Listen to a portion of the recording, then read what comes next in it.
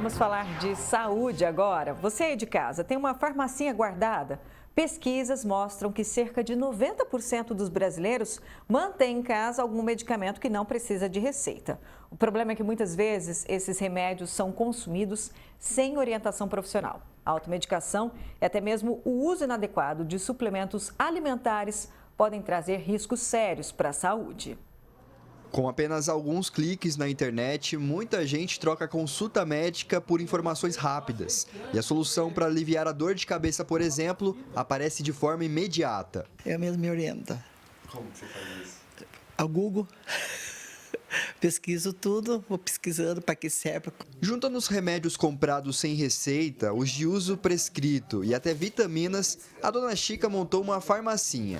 Prática comum em muitos lares brasileiros. Às vezes, o acesso a um médico pelo sistema público de saúde, ele pode ser um pouco mais demorado. Se for no particular, isso requer gastos. Além disso, a gente tem aquele costume também de aceitar sugestões de tratamento de pessoas não habilitadas. Então, conhecemos um vizinho que passou por uma situação que parece ser similar e ele fala como que ele resolveu, a gente tende a tentar resolver da mesma forma.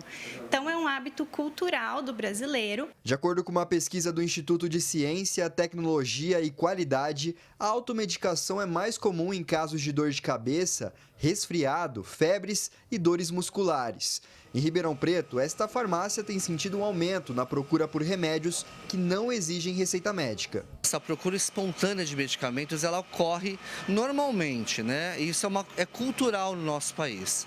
E quando tem esses aumentos, geralmente são por pontuais. Por exemplo, época de seca agora, entra muito mais antialérgicos, época de frio, mais antigripais. Então, essas pontualidades, né, faz com que aumente a procura de certos tipos de medicamentos na situação da automedicação. Outro produto que requer atenção é o suplemento alimentar. De acordo com dados do setor, o consumo de vitaminas e concentrados de proteínas cresceu mais de 11% no primeiro trimestre deste ano, em comparação ao mesmo período do ano passado. A vitamina, ela aumentou bastante depois que as vitaminas elas se tornaram a maioria como suplemento, né? Saiu da portaria de medicamento, entrou como suplemento. Então, ela teve realmente um avanço muito alto. Por exemplo, nesse momento nós estamos com uma procura muito acentuada das vitaminas B12, que é uma até prescrita. Vitamina D, o ano passado tivemos um aumento gigantesco da procura de vitamina D, que também hoje muito ainda prescrita. E isso foi acarretando a procura de outras vitaminas também, né? Como a vitamina C, que sempre foi procurada, a vitamina E. Mas as consequências do consumo de medicamentos ou suplementos por conta própria podem mascarar um problema ainda maior. Uma dor de cabeça ocasional, um desconforto gástrico, existem medicamentos chamados isentos de prescrição, que são aqueles que ficam em fácil acesso ali na farmácia, qualquer um consegue chegar e pegar, que ajudam a tratar esses sintomas. Mas isso não é isento de riscos, né? É uma situação que pode causar problemas, principalmente quando feita fora das especificações de bula do medicamento.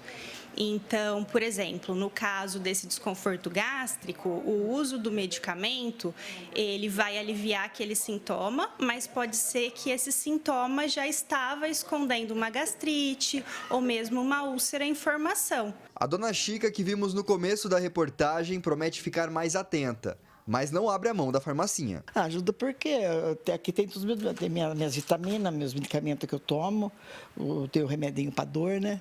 Que ninguém aguenta ficar com dor, né? Mesmo que a pessoa opte por buscar um medicamento isento de prescrição na farmácia, procura conversar com um profissional farmacêutico, ele está ali para isso, ele vai saber investigar aqueles sintomas para ver se realmente ela tem indicação de usar aquele medicamento de maneira pontual ou se ela precisa buscar um serviço de saúde. Edson Ferreira para o Jornal da Clube.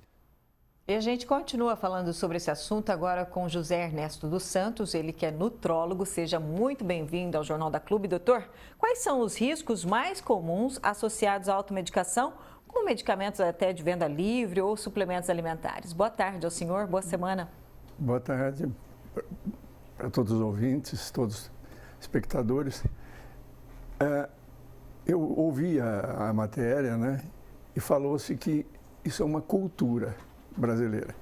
É uma cultura que foi introduzida recentemente, porque há não muito tempo, quando eu era menor, quando eu era criança, farmácia em casa tinha, mas tinha esparadrapo, gaze, água oxigenada e uma coisa que a gente não gostava, que era mertiolate, porque ardia.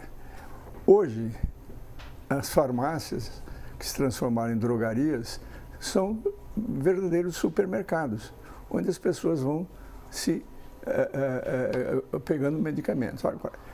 Não se esqueçam, os medicamentos podem provocar intoxicação, existem interação de medicamentos que podem complicar, podem provocar reações alérgicas, alguns deles podem provocar dependência, dano a órgãos, por exemplo, ao fígado, aos rins, ao coração.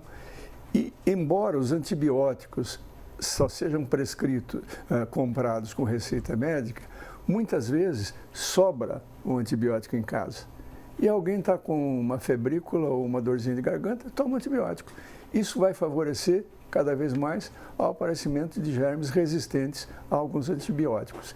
Então, medicamento com prescrição médica, certo? Suplementos alimentares, certo? Como foi comentado, eles são utilizados para indivíduos que por exemplo, depois de alguma doença, na fase de convalescença, não está se alimentando normalmente, certo? Uma das coisas que é muito usado hoje são suplementos proteicos. E o curioso é que eu li ontem uma matéria dizendo que caiu o consumo de arroz e feijão no Brasil em mais de 30%, 40%.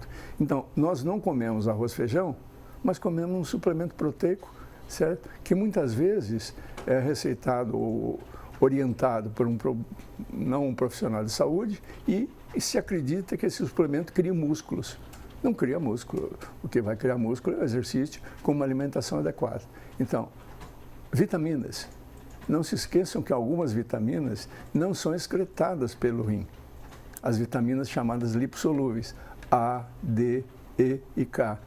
E quando ingeridas em excesso, elas podem provocar problemas, certo? Então, medicamento tem que ter prescrição médica. E, doutor, então quais os cuidados devem ser tomados ao organizar uma farmacinha em casa para evitar problemas como esses que o senhor apontou? Repito, eu acho que a farmacinha que a minha mãe tinha em casa, certo? Você pode ter um antitérmico, por exemplo, certo? Mas não se esqueça, você teve uma febrícula, tomou um antitérmico e não vai correndo ao médico, mas a febre voltou, apareceu um gânglio, um nódulo, apareceu uma dor de... Aí tem que procurar um profissional para ser atendido, certo? Então, não tem sentido você guardar antibiótico nessa farmácia. O mais utilizado ultimamente são os analgésicos, anti-inflamatórios, certo? E que são medicamentos que em excesso podem provocar problemas. Então, a farmácia, ela deve ter coisas agudas, por exemplo, um tombo, uma criança que cortou o pé ou machucou a mão, certo? Agora, antibiótico, analgésico, antitérmico, em situações muito especiais e por pouco tempo. Não se esqueçam que muitas vezes você fica tomando um antitérmico e isso está escondendo uma infecção maior, que deveria ser tratada por um médico, talvez com antibiótico adequado. José Ernesto, agradeço muito a sua participação conosco. Até uma próxima oportunidade. Eu que agradeço. Muito obrigado.